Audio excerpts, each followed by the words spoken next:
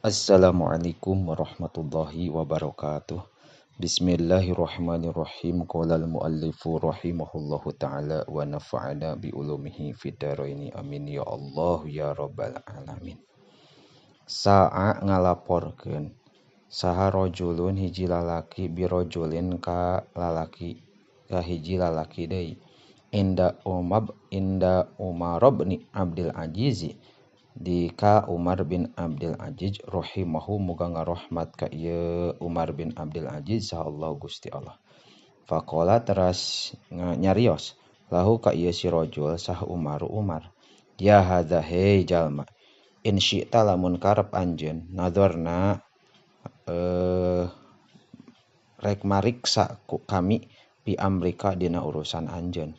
Faing kunta mangka lamun bukti anjeun kadziban eta anu bohong. Fa anta mangka ari anjeun dakhilun eta anu asup. Tahta hukmi hadzihil ayati dina handapeun hukum ieu ayat. Ya ayyuhallazina amanu in ja'akum fasikum binaba'in fatabayyanu. Ya ayyuhallazina hei eling-eling jalma-jalma atawa ya ayyuhalladzina hei anu amanu anu ariman ya ladzina injaakum lamun datang ka aranjeun saha sikun jalma pasek binabain kalawan mawa berita patabayyanu tah kudu tabayun aranjeun kabeh.